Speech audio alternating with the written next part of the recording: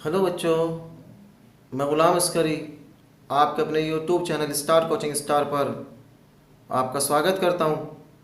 और प्यारे बच्चों, आज के इस लेक्चर में हम कवर करने वाले हैं लेसन 2 विद्युत विभव। और इस लेक्चर के साथ ही अपना ये लेसन स्टार्ट होगा। इससे पहले लेसन 1 और लेसन 2 को हम आंकिक प्रश्न के साथ साथ कंप्लीट कर चुके हैं। तो आज हम स्टार्ट करते हैं बेटे अध्याय 3 लेसन 3 विद्युत विभव अर्थात इलेक्ट्रिक पोटेंशियल। तो प्यारे बच्चों, स्टार्ट करने से पहले सबसे पहला टॉपिक जो हम स्टार्ट करेंगे, विद्युत विभव और विभवांतर की परिभाषा, उसका मात्रक, उसकी विमा। तो आज के इस लेक्चर में हम ये सब कवर करेंगे। बट हम जस्ट स्टार्ट करते हैं पहले क्लास 11th का एक टॉपिक। प्यारे बच्चों, लेसन 6 और क्लास 11th में आपने अध्ययन किया होगा ग्रेविटी, गुरुत्व के बारे में। और उस लेसन में आपने पढ़ा होगा बेटा जी, प्यारे बच्चों, वहां पर आपने पढ़ा था गुरुत्वीय विभव। देखिए, उस टॉपिक को, क्लास 11th के उस टॉपिक को मैं रिलेट करूंगा इस क्लास 12th के इस टॉपिक से। तो आपने गुरुत्व विभव वहां पर पढ़ा था कुछ इस प्रकार से, अनंत से किसी भी द्रव्यमान के कण को, किसी पार्टिकल को गुरुत्वीय क्षेत्र के किसी भी बिंदु पर लाने में, मान के चलो गुरुत्वीय क्षेत्र है ये, गुरुत्वीय क्षेत्र, इस गुरुत्वीय क्षेत्र के अंदर किसी बिंदु पर लाने में जो कार्य किया जाएगा वही कार्य क्या कहलाता था? गुरुत्वीय विभव। बट यहां पर विद्युत विभव किस प्रकार से होगा?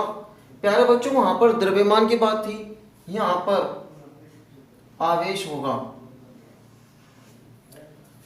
वहां पर गुरुत्वीय क्षेत्र था, यहां पर विद्युत क्षेत्र होगा।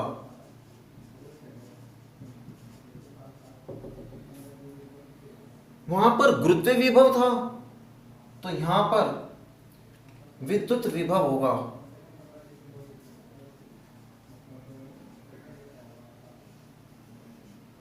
तो देखिए, सेम उसी टॉपिक से ये हमारा आज का नया टॉपिक मेल खा रहा है। अर्थात अनंत से एकांक, यहां पर एक वर्ड याद रखना, एकांक धन परीक्षण आवेश को, अनंत से एकांक धन परीक्षण आवेश को विद्युत क्षेत्र के अंदर किसी बिंदु तक लाने में बाह्य बलों के द्वारा जो कार्य किया जाएगा उसी कार्य को हम क्या कहेंगे? विद्युत विभव। तो प्यारे बच्चों, हम टॉपिक स्टार्ट करते हैं आज का, विद्युत विभव और विभवांतर की परिभाषा। तो विद्युत विभव और विभवांतर की परिभाषा से पहले हमें आवश्यकता होगी विद्युत क्षेत्र की, धन परीक्षण आवेश की। देखिए, मान के चलो ये विद्युत क्षेत्र है E, सदिश राशि होते हैं विद्युत क्षेत्र। अब इसमें कोई भी धनात्मक आवेश रखा हो तो प्यारे बच्चों, इस आवेश पर एक बल कार्य करेगा और इस बल की डायरेक्शन इस ओर होगी और इस बल को कहेंगे इलेक्ट्रिक फोर्स, विद्युत बल। बट याद रखना है, लगने वाला बल विद्युत क्षेत्र की दिशा में होगा अगर विद्युत क्षेत्र में कोई भी आवेश स्थित हो। अब ये कंसेप्ट यूज होगा इस टॉपिक में। चलिए स्टार्ट करते हैं इस टॉपिक को।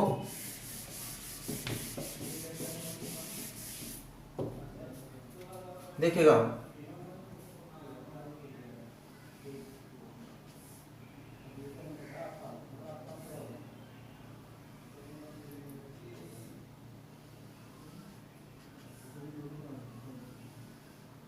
प्यारे बच्चों, ये एक समान विद्युत क्षेत्र है और इस विद्युत क्षेत्र में यहां पर कोई बिंदु है ए और इस बिंदु पर एक आवेश रखा हुआ है, इस आवेश का नाम है धन परीक्षण आवेश Q0। विद्युत क्षेत्र में कोई बिंदु स्थित है, उस पर धन परीक्षण आवेश रखा हुआ है। इस धन परीक्षण आवेश को हमें बिंदु बी पर ले जाना है, अर्थात कुछ इस डायरेक्शन में।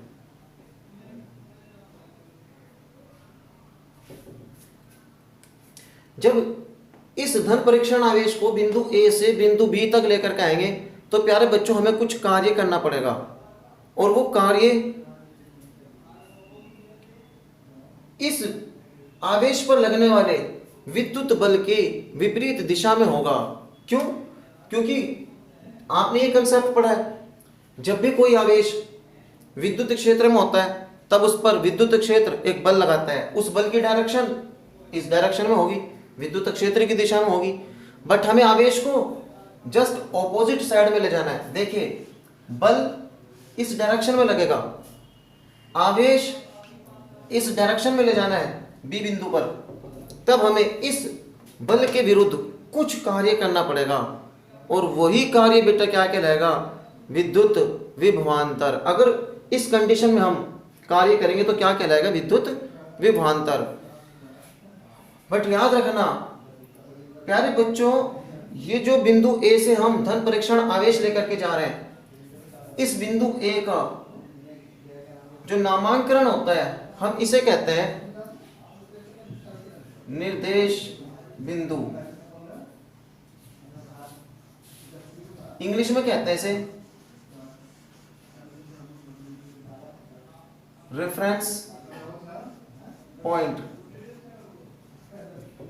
अर्थात जो भी कार्य हो रहा है, अर्थात विद्युत क्षेत्र में जहां से आवेश लेकर के दूसरे स्थान पर जा रहे हैं, तो किस बिंदु के सापेक्ष? इस बिंदु के सापेक्ष हो रहा है कार्य। इसलिए जिस बिंदु के सापेक्ष हम कार्य करें उस बिंदु को कहते हैं निर्देश बिंदु।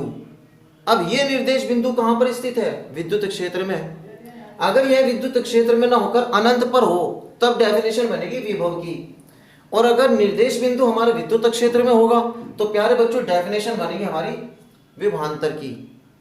तो इस निर्देश बिंदु से धनात्मक परीक्षण आवेश को हमें लेकर के जाना है बिंदु बी पर। बट एक विशेष कंडीशन आपको याद रखनी है प्यारे बच्चों, विशेष कंडीशन है कि गतिज ऊर्जा में कोई परिवर्तन नहीं होना चाहिए। गतिज ऊर्जा में कोई भी परिवर्तन नहीं होना चाहिए। अर्थात जब यह आवेश इस बिंदु से इस बिंदु पर जाएगा तो गतिज ऊर्जा में कोई परिवर्तन ना हो। अब गतिज ऊर्जा का फॉर्मूला क्या होता है बेटे? K बराबर 1/2 mv²। देखिए, आवेश जो द्रव्यमान यहाँ पे है वही द्रव्यमान सेम यहाँ पे रहेगा, द्रव्यमान तो नियत है। अगर काइनेटिक एनर्जी गतिज ऊर्जा नियत रहेगी तो प्यारे बच्चों उसका वेग ये भी नियत ही होगा। अर्थात वेग नियत होगा तब क्या कंडीशन होगी? त्वरण नहीं बनेगा, क्योंकि त्वरण कब बनता है? जब वेग में परिवर्तन होता है। बट यहां पर तो वेग में ही परिवर्तन नहीं हो रहा है। वेग में परिवर्तन क्यों नहीं हो रहा है? क्योंकि गतिज ऊर्जा में कोई परिवर्तन नहीं हो रहा है।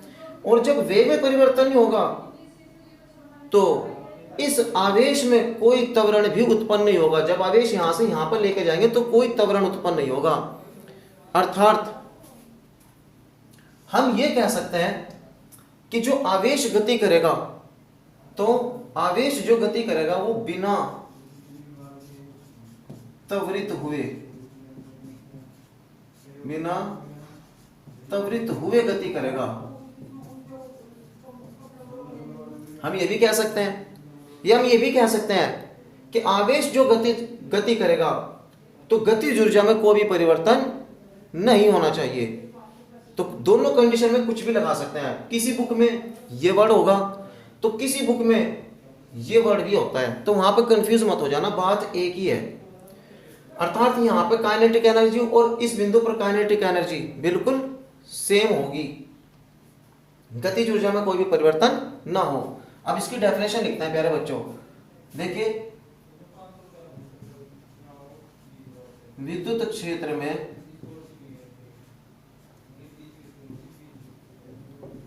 एकांक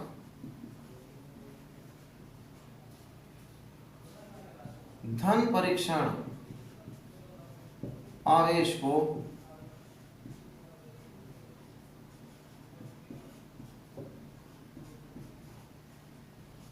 निर्देश बिंदु से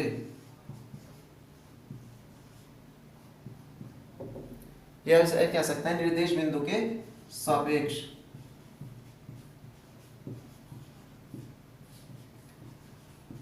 किसी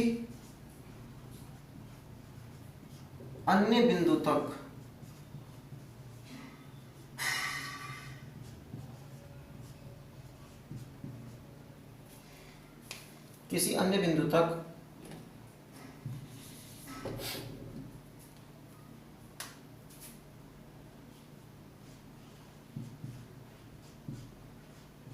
बिना त्वरित किए हुए। देखिए, मैंने इसे ब्लू पेन से इसलिए लिखा है कि ये वर्ड स्पेशल है इस डेफिनेशन के लिए, अर्थात त्वरण उत्पन्न ना होना चाहिए। बिना त्वरित किए हुए, किसी बिंदु तक बिना त्वरित किए हुए ले जाने में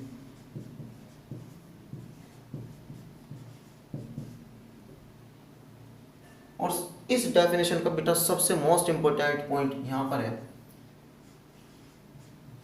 बाह्य बलों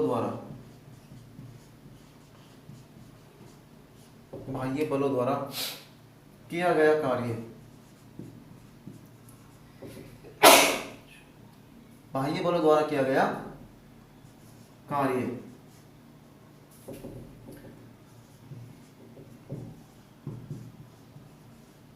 उन बिंदुओं के बीच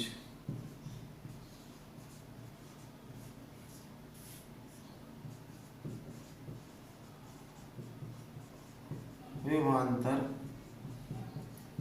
कहलाता है। तो डेफिनेशन बेटा विभवांतर की, विद्युत विभवांतर की डेफिनेशन कुछ इस प्रकार से है। विद्युत विभवांतर की जो डेफिनेशन है वो कुछ इस प्रकार से बन रही है कि विद्युत क्षेत्र में, देखिए विद्युत क्षेत्र है, एकांक धन परीक्षण आवेश को निर्देश बिंदु के सापेक्ष, अर्थात यहां से बिंदु ए से किसी अन्य बिंदु तक, अर्थात यहां तक बिना त्वरित किए हुए का मतलब गतिज ऊर्जा में कोई भी परिवर्तन नहीं होना चाहिए। बिना त्वरित किए हुए ले जाने में बाह्य बलों के द्वारा जो कार्य किया जाएगा वही कार्य क्या कहलाएगा, विद्युत विभवांतर। इसमें मोस्ट इंपोर्टेंट वर्ड है बेटे ये बाह्य बलों के द्वारा, इसे मैंने अंडरलाइन कर रहा हूं। बाह्य बलों के द्वारा कार्य क्यों किया जा रहा है प्यारे बच्चों, क्योंकि उस आवेश पर इस कंसेप्ट के माध्यम से, इस कंसेप्ट के द्वारा एक बल लगेगा। जब भी आवेश विद्युत क्षेत्र में आता है तो विद्युत क्षेत्र की दिशा में एक बल लगाएगा, और बल कौन लगा रहा है, विद्युत क्षेत्र। तो उस विद्युत क्षेत्र के विरुद्ध जो भी कार्य होगा वो कौन करेंगे, बाह्य बल, और उस बाह्य बल के द्वारा जो कार्य होगा उसे क्या कहेंगे, विद्युत विभवांतर। तो इस प्रकार से विद्युत विभवांतर की डेफिनेशन थी। अब हम इसे इक्वेशन के रूप में लिखेंगे प्यारे बच्चों। हम इक्वेशन के रूप में इसे किस प्रकार से लिख सकते हैं, इस बात को समझिएगा। देखिए, हम यहां से इक्वेशन बना सकते हैं, समीकरण बना सकते हैं, V B minus V A. देखो, विभवांतर, विभव में अंतर, अर्थात इन दोनों बिंदुओं के बीच जो विभव में अंतर है वो किसके इक्वल होगा, बाह्य बल एकांक धन परीक्षण आवेश को इस बिंदु से दूसरे बिंदु तक लाने में बाह्य बलों के द्वारा किया गया कार्य, अर्थात हम इसे लिखेंगे W एक्सटर्नल। प्यारे बच्चों, एक्सटर्नल का मीनिंग होता है बाह्य और इंटरनल का मीनिंग होता है आंतरिक। तो इसलिए मैंने यहां पर EXT लिखा है। तो विभवांतर की परिभाषा से ये आपके पास एक इक्वेशन प्राप्त हो रही है, बट यहां से कंडीशन बनेगी प्यारे बच्चों गतिज ऊर्जा में तो परिवर्तन नहीं हो रहा, ये बात तो क्लियर है, बट एक और ऊर्जा होती है और उस ऊर्जा को क्या कहते हैं हम? स्थितिज ऊर्जा। प्यारे बच्चों स्थितिज ऊर्जा में तो परिवर्तन हो रहा है ना। क्यों हो रहा है? कि सर ये आवेश इस बिंदु पर स्थित था, बट अब ये आवेश इस बिंदु पर स्थित हो गया, तो स्थिति में परिवर्तन हुआ, और स्थिति में जो परिवर्तन हो रहा है तो इनमें बनेगी स्थितिज ऊर्जा। और स्थितिज ऊर्जा हम यहां पे कहेंगे विद्युत स्थितिज ऊर्जा, विद्युत स्थितिज ऊर्जा। तो प्यारे बच्चों मान के चलो इस बिंदु ए पर जो स्थितिज ऊर्जा का मान है ये है UA, और यहां पर जो स्थितिज ऊर्जा है ये मान है UB, अर्थात प्रारंभिक बिंदु पर स्थितिज ऊर्जा UA, अंतिम बिंदु पर स्थितिज ऊर्जा UB, इनकी स्थितिज ऊर्जा में परिवर्तन हो रहा है, गतिज ऊर्जा में परिवर्तन नहीं हो रहा है। तो स्थितिज ऊर्जा में जो परिवर्तन होगा उसे हम कहेंगे फाइनल स्थितिज ऊर्जा माइनस इनिशियल स्थितिज ऊर्जा, अर्थात UB माइनस UA। ये किसके इक्वल होगा? प्यारे बच्चों स्थितिज ऊर्जा में परिवर्तन किसके कारण हुआ है? देखिए स्थितिज ऊर्जा में परिवर्तन हुआ है जब यह बाह्य बलों ने कार्य किया है। अगर बाह्य बल कार्य ना करते तो आवेश यहां से यहां पे ना पहुंचता, आवेश यहीं पर स्थिर रहता। अर्थात हम कह सकते हैं कि ये जो स्थितिज ऊर्जा में परिवर्तन हुआ है ये किसने किया? बाह्य बलों के द्वारा किए गए कार्य के। तो हम इसलिए से यहां पे लिख रहे हैं W एक्सटर्नल। अब इस वैल्यू को W एक्सटर्नल की वैल्यू को हम यहां पर रख देंगे VB minus VA is equal to UB minus UA upon Q0। तो इस प्रकार से प्यारे बच्चों हमें एक इक्वेशन प्राप्त हुई है, अर्थात विद्युत विभवांतर के जो समीकरण है हम कार्य के रूप में तो हम इस प्रकार से दर्शा सकते हैं और स्थितिज ऊर्जा के रूप में हम इस प्रकार से दर्शा सकते हैं। अब चलते हैं विद्युत विभवांतर के बाद विद्युत विभव की ओर। देखिए विद्युत विभव में क्या होगा, डेफिनेशन में यहां से मिटा रहा हूं।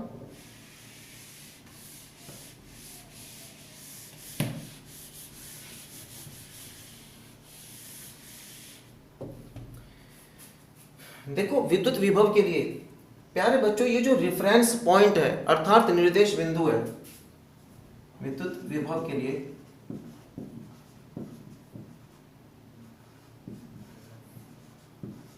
हमारा जो निर्देश बिंदु होगा अर्थात A वो कहां पर होगा? अनंत पर होना चाहिए। विभवांतर के लिए तो निर्देश बिंदु विद्युत क्षेत्र में ही स्थित था, बट विभव के लिए कहां पर होना चाहिए? अनंत पर होना चाहिए। बट प्यारे बच्चों जैसे ही बिंदु A अनंत पर होगा तो उस कंडीशन में VA का मान भी 0 होगा और UA का मान भी 0 होगा। आपको होगा सर ये बात समझ में नहीं हमारी, कोई बात नहीं, समझाने की सारी टेंशन तो मेरे ऊपर है, आप समझिए। देखिए प्यारे बच्चों जब लेसन को हम आगे की ओर पढ़ेंगे तो हम किसी एक बिंदु आवेश के कारण विद्युत विभव याद करेंगे और बिंदु आवेश के कारण जो विद्युत विभव होगा उसका मान होगा KQ upon R, KQ upon R। और बिंदु आवेशों के कारण स्थितिज ऊर्जा भी निकल करके आएगी KQ1 Q2 अपॉन R। ये मान आप प्राप्त करेंगे इस लेसन में आगे चल करके। अगर बिंदु आवेश के कारण विभव ज्ञात करना है तो ये मान होगा और स्थितिज ऊर्जा है तो ये। प्यारे बच्चों R है वो दूरी जहां पर आपको विद्युत विभव ज्ञात करना है, जिस बिंदु पर भी विद्युत विभव ज्ञात करना है तो वो दूरी है R।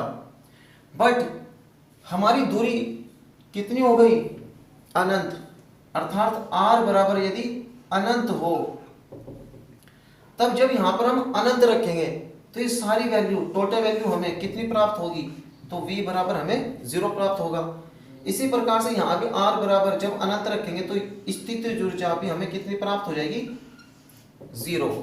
इसलिए हम कह सकते हैं कि जब निर्देश बिंदु ये जो ए है ये कहां पर स्थित हो, अनंत पर, तो उस बिंदु पर विभव का मान भी 0 होता है और उस बिंदु पर स्थितिज ऊर्जा का मान भी 0 होता है।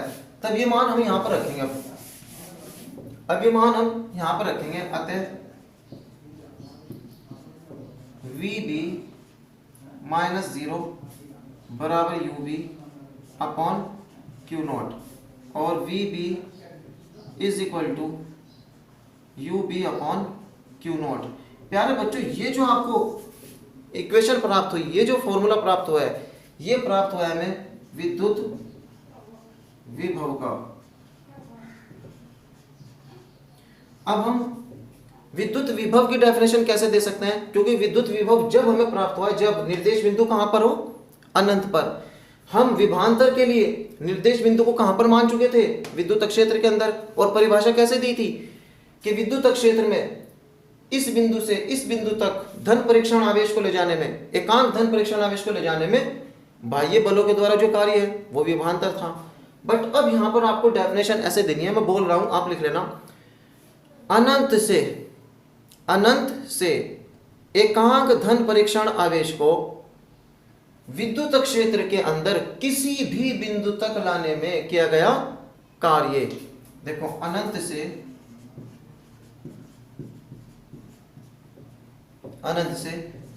एकांक धन परीक्षण आवेश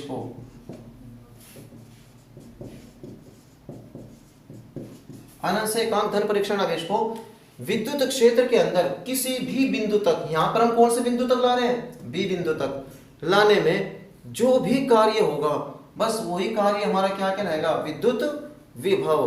बट इसके लिए भी कंडीशन यही है कि आवेश की गति त्वरित ना होनी चाहिए, अर्थात आवेश बिना त्वरित हुए लाना चाहिए। तो कुछ इस प्रकार से डेफिनेशन हमने विद्युत विभव की प्राप्त कर ली, विद्युत विभवांतर की डेफिनेशन हमने पढ़ ली। जस्ट प्यारे बच्चों, इसके बाद अब हम विद्युत विभव का मात्रक और विद्युत विभव की विमा। अच्छा प्यारे बच्चों, ध्यान से समझना, ये जो विद्युत विभव है किस पॉइंट पर है, बिंदु बी पर, अर्थात अनंत से हम धन परीक्षण आवेश को कहां पर ला रहे हैं, बिंदु बी पर। बट अगर बिंदु सी पर लाएं तो ऐसा हो जाएगा BC बराबर UC अपॉन Q0, और भैया बिंदु डी पर लेकर आए आवेश को तो VD बराबर UD अपॉन Q0। तो इसी प्रकार से मान चलते चले जाएंगे। तो हम ऐसे कह सकते हैं, अतः व्यापक रूप से जो विभव होगा, अर्थात कोई भी बिंदु हो, उसका मान कितना हो जाएगा, U अपॉन Q0। U क्या चीज है यहां पर, स्थितिज ऊर्जा, और स्थितिज ऊर्जा किसके बराबर थी, किए गए कार्य के। तो प्यारे बच्चों, में यहां पर किया गया कार्य W भी लिख सकते हैं। तो एकांक धन परीक्षण आवेश को अनंत से विद्युत क्षेत्र के अंदर किसी बिंदु तक लाने में किया गया कार्य ही विद्युत विभव कहलाएगा। ये हमारी डेफिनेशन प्राप्त हो गई, हमारा इसका फॉर्मूला प्राप्त हो गया। अब चलते हैं बेटे इसका मात्रक।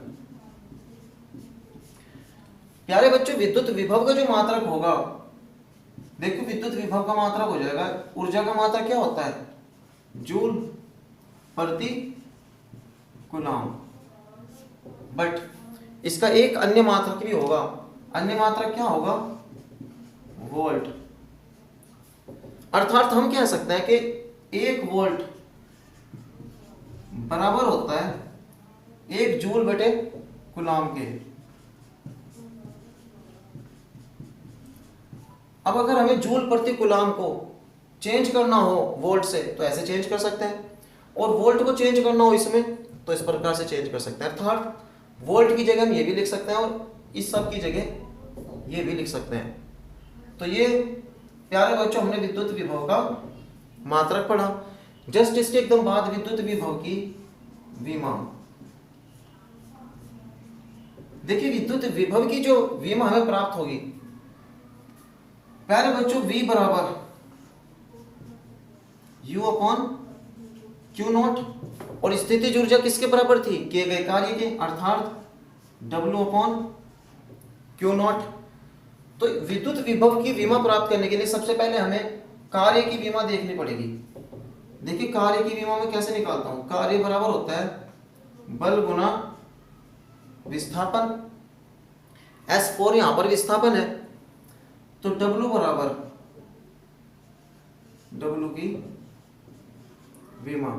प्यारे बच्चों कार्य की जो विमा होगी, तो कार्य की जो विमा होगी वो इस प्रकार से हो जाएगी, बल की विमा होती है M L T minus 2 multiply विस्थापन की विमा होती है L, तो टोटल हल होने के बाद आ जाएगा M L square T minus 2। ये किसकी विमा है, केवल और केवल कार्य की। बट विस्थापन की विमा, बल की विमा MLT माइनस 2 और विस्थापन की विमा L, तो ML स्क्वायर T माइनस 2। अब हमें विमा चाहिए आवेश की। बेटे आवेश की जो विमा होती है, याद रखना आवेश की विमा होती है AT। तो अब हम यहां से बीमा बना सकते हैं, हम यहां से बीमा लिख सकते हैं, अर्थात विद्युत विभव की जो बीमा होगी, अर्थात विद्युत विभव की जो बीमा होगी, प्यारे बच्चों विद्युत विभव की बीमा होगी अब इस प्रकार से होगी M L square T minus 2 upon A और T। यहां से हम सॉल्व करेंगे इसे, तो M L स्क्वायर T, प्यारे बच्चों घात 2 माइनस में एक घात और माइनस में चली जाएगी, तो T की घात माइनस 3 और A की घात ये भी ऊपर जाएगी तो माइनस 1। तो कुछ इस प्रकार से ये बीमा हमें प्राप्त हुई विद्युत विभव की। जस्ट इसके बाद अब हम देखिएगा,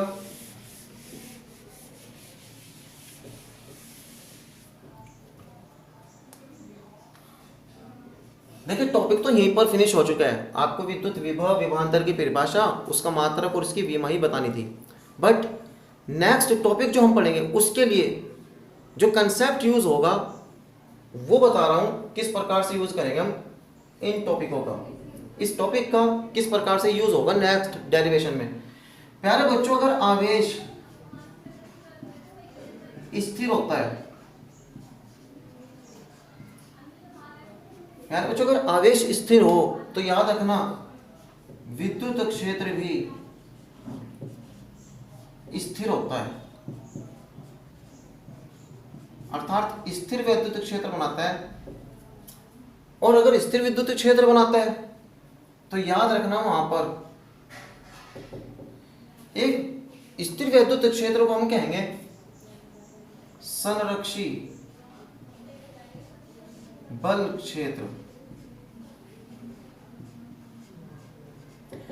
अब ये टॉपिक आपने क्लास 11th में पढ़ा होगा प्यारे बच्चों, संरक्षी बल क्षेत्र।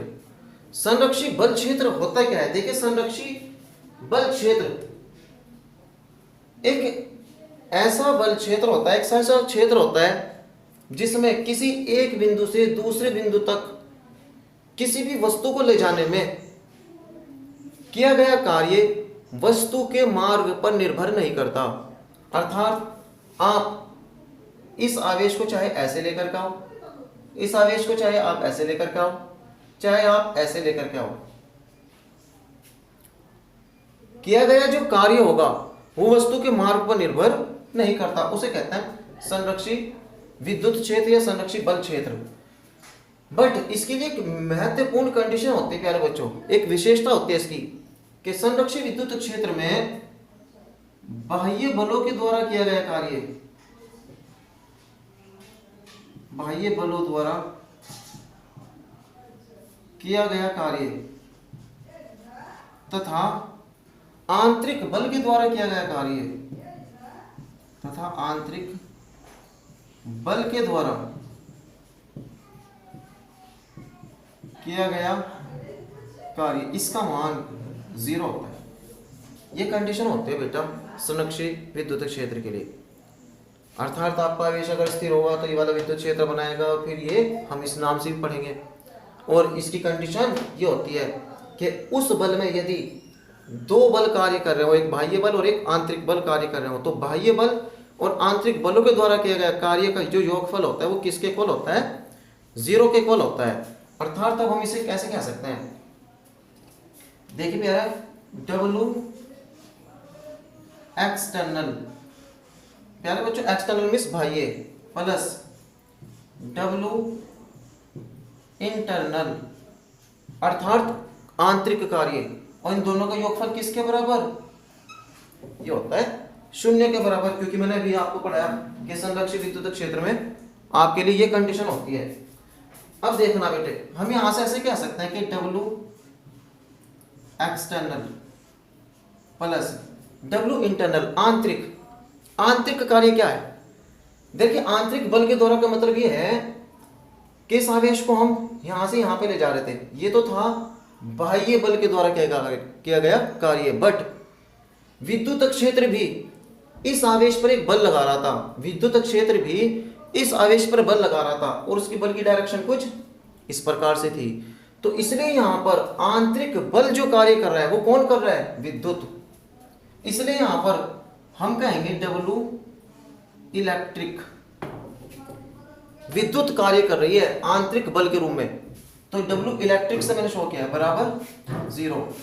तो W external is equal to minus W electric, W electric. यह आपको एक इक्वेशन प्राप्त हुई है। फिर समझिए W इलेक्ट्रिक क्यों आया है?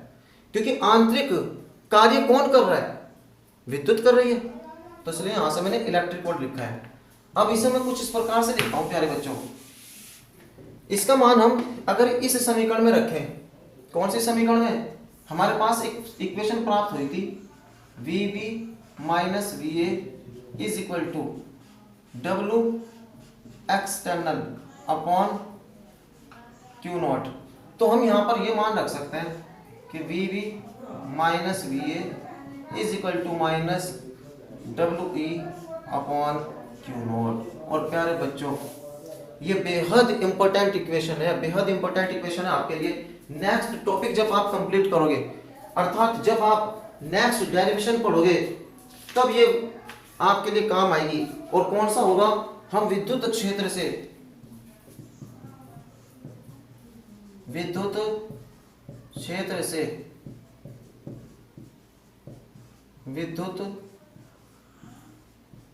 विभव, नेक्स्ट जो डेरिवेशन होगा प्यारे बच्चों ये होगा विद्युत क्षेत्र से हम विद्युत विभव प्राप्त करेंगे, और उस कंडीशन में किस इक्वेशन का यूज करेंगे?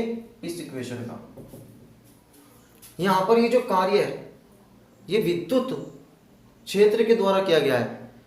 हम यहां से एक निष्कर्ष प्राप्त कर सकते हैं कि बाह्य बलों द्वारा किया कार्य, बाह्य बलों के द्वारा किया गया कार्य और विद्युत क्षेत्र के द्वारा किया गया कार्य एक दूसरे के विपरीत होते हैं। ये माइनस चिन्ह ये बता रहा है, अर्थात विद्युत क्षेत्र इस पर जो फोर्स लगा रही है तो वह बल विपरीत दिशा में होता है बाह्य बलों के द्वारा लगाए गए बल के। तो यहां से हमें ये माइनस चिन्ह बता रहा है। तो कुछ इस प्रकार की इक्वेशन प्राप्त हुई, और इस इक्वेशन का यूज करेंगे हम प्यारे बच्चों नेक्स्ट टॉपिक जब ये अध्ययन करेंगे। तो आज के इस लेक्चर को, आज के इस लेक्चर को हम यहीं पर समाप्त करते हैं इस टॉपिक के साथ। और प्यारे बच्चों नए लेक्चर में नए टॉपिक के साथ फिर मुलाकात आपसे होगी, और नया टॉपिक हम पढ़ेंगे विद्युत क्षेत्र से विद्युत विभव। तो धन्यवाद प्यारे बच्चों, जय हिंद।